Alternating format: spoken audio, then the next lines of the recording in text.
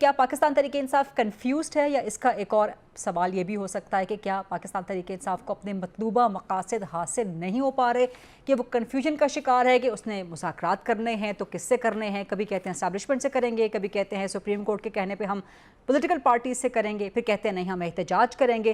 کرنا کیا ہے؟ پلس پرائم منسٹر کی بھی ملاقات ہوگی ہے مولانا سے، اس کا کوئی امپیکٹ دیکھتے ہیں آپ؟ میرا خیال ہے کہ انیشلی تو عمران خان صاحب بہت کلیئر تھے اس حوالے سے کہ وہ مطلب کہ کچھ دن پہلے تک کہ ان کے سٹیٹمنٹس ہیں جس میں انہوں نے کہا کہ وہاں پر مذاکرات کریں گے جہاں پر طاقت ہے۔ مشرف دور میں بھی میں نے شوکت عزیز سے مذاکرات نہیں کیے تھے بلکہ مشرف کے ترجمان کے ساتھ کیے تھے، تو انیشلی ہی واز کلیئر۔ ابھی تک جب پھر بات سامنے آئی کہ جی کیونکہ سپریم کورٹ کے ججز نے انسسٹ کیا تھا کہ خان صاحب آپ اپوزیشن کو لیڈ کریں، اور جب گھر میں آگ لگی ہو تو پھر یہ نہیں دیکھتے کہ پانی پاک ہے یا ناپاک ہے۔ جسٹس امان بندوخیل کے ریمارکس تھے آگ بجھاتے ہیں پانی سے، تو اس کے بعد پھر مجھے اور this is kind of in like Imran Khan, کیونکہ انہوں نے ہمیشہ سے بڑا ایک اسٹرانگ قسم کا موقف اختیار کیا ہوا ہے اپنے سیاسی حریفوں کے حوالے سے جن کو چور کہتے ہیں۔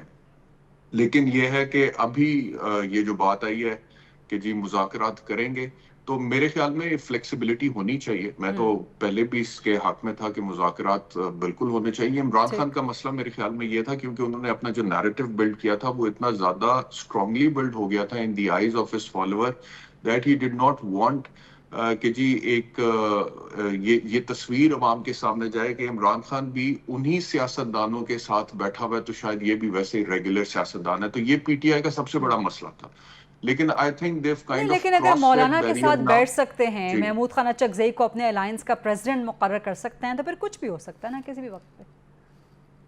میرے خیال میں وہ بیریئر انہوں نے کراس کیا ہے۔ یہ جو اب تقریباً 11 مہینے کی ان کی جیل ہے، اور جو مقدمات ہیں اور جو کنوکشنز ہوئی ہیں اور جو پرائس پے کی ہے پی ٹی آئی نے اوور آل بھی، تو اس سے میرے خیال میں ان کو لگتا ہے کہ انہوں نے اپنا sincerity level beyond a certain point establish کر لیا ہے in the eyes of the people. So therefore even if they are sitting with the government of the day, تو اس میں یہ نہیں سمجھا جائے گا کہ کوئی ڈیل ہو گئی، ایسا تاثر نہیں جائے گا۔ یہ میرے خیال میں اب انہیں لگتا ہے۔ ٹھیک ہے، یہ آپ کا پوائنٹ آف ویو ہے۔ منیزی آپ کیا کہتی ہیں اس پہ، کہ آپ اس پوائنٹ آف ویو سے ایگری کرتی ہیں، یا آپ سمجھتی ہیں کہ پاکستان تحریک انصاف کو اب محسوس ہو گیا ہے کہ ان کی دال کہیں پر بھی نہیں گل رہی، تو وہ ہر طرح کا آپشن اپنے کٹی میں رکھے ہوئے، پولیٹیکل کٹی میں، مذاکرات، احتجاج، اسٹیبلشمنٹ سے بھی کر سکتے ہیں، پولیٹیکل پارٹی سے بھی کر سکتے ہیں۔ Do you see this meeting between the Maulana and prime minister would bring about some thing?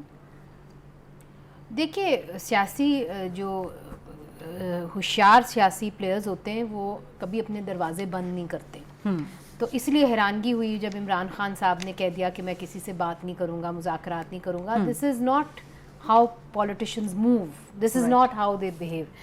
پھر ابھی حال ہی میں نے ان کا ایک اور بیان پڑھا، انہوں نے کہا کہ جی ہمیں یہ ہمارا غلط فیصلہ تھا کہ ہمیں پارلیمنٹ سے باہر نہیں آنا چاہیے تھا۔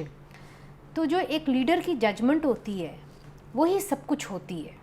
آپ سیاست کے اندر جو آپ کی ججمنٹ ہے اس کے پیچھے آپ کی نہ صرف پارٹی چل رہی ہوتی ہے، پورا ملک آپ کی ججمنٹ پہ چل رہا ہوتا ہے۔ تو میرا خیال ہے کہ عمران خان صاحب چونکہ وہ ایک زیرک سیاستدان نہیں ہیں اور وہ سیاست میں ایک کمپیریٹیولی نئے آئے ہیں، اگر آپ باقیوں سے دیکھیں تو وہ اب سیکھ رہے ہیں، بٹ اٹس کوائٹ لیٹ۔ ابھی تک سیکھ رہے ہیں۔ دیکھیں نا، کبھی جیل پہلے نہیں گئے سیاستدان پاکستان کے اندر۔ آپ سمجھتی ہیں کہ جیل عمران خان کے اندر میچورٹی لے کے آئے گی، یا آپ کو اس میں میچورٹی کا ایلیمنٹ نظر آتا ہے؟ ہارڈ شپ جب ہوتی ہے، جب آپ آتے ہیں اسٹیبلشمنٹ کے کندھے کے اوپر، تب آپ کیا سیکھ سکتے ہیں؟ ظاہر ہے جب آپ کو دھکے پڑتے ہیں تو تبھی آپ سیکھتے ہیں نا، تو اب دھکے پڑ رہے ہیں تو وہ سیکھیں گے، اور مجھے لگتا ہے کہ اس سے بہتر پارٹی نکلے گی، اور میں امید کرتی ہوں ان کی ججمنٹ بھی بہتر ہوگی۔